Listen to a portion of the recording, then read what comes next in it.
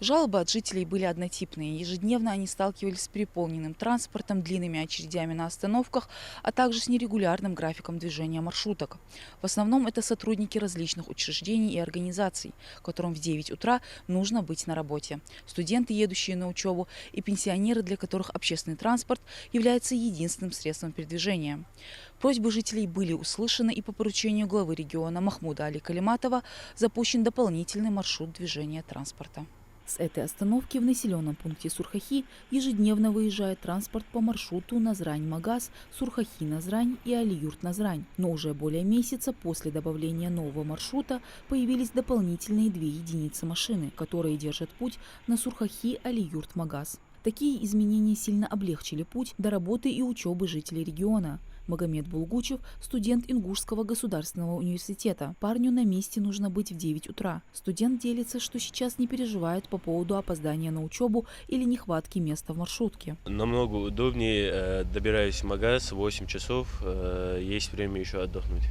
По новой схеме движения общественного транспорта, разработанной Министерством промышленности и цифрового развития республики, так же, как и по другому маршруту, транспорт начинает свой путь с 7 утра. Объездив ряд населенных пунктов, в 19:00 прекращает развоз. Это не только облегчило ситуацию с переполненностью маршруток, но и жители, добирающиеся до столицы республики, сейчас могут это сделать без пересадок. Главное – учитывать график движения транспорта. Мы рано утром выезжаем с Сурхахи 6:05, первый маршрут выезжает, вторая 6:25, так, четвертая 7:30.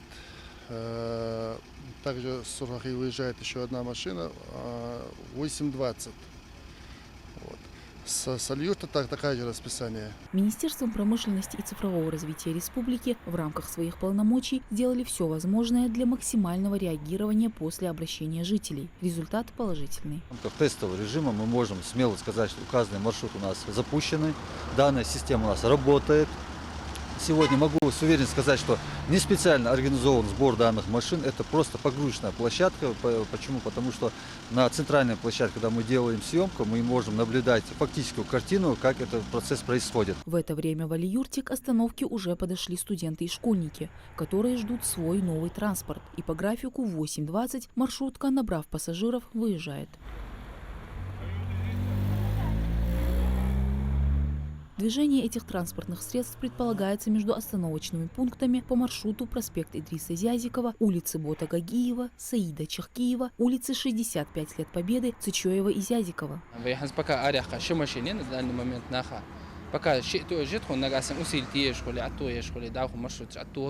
Нахрязби.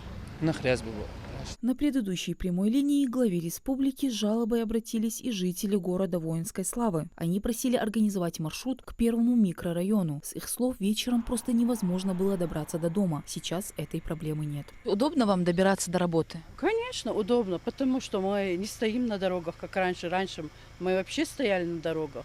А сейчас без перебоя, каждые полчаса автобус лежит. Вышла на остановку и вышла, все. 5 минут уже автобус сесть, пожалуйста, езжай куда хочешь. Халдилер, дабах, йош кайнер, автобус кайн йош. Шихан хатси йош, югош автобус шобр бехки буз нах хатси вор дах. Хастахан е цан автобус йолет, газель йолет. Су хатси шиер тахан е газель, дава хава ох хачха кяд ходи машин е, яй машин е, ходи машин е.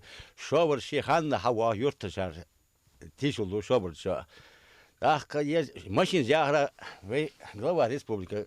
Сука, ацей машин легят. Чок ахигат, сука остаться там баркл алови глава республики. Властями региона для максимального удобства жителей было закуплено 15 новых средств транспорта. Данный маршрут ездит с 7 утра, первый микрорайон, где мы сейчас находимся,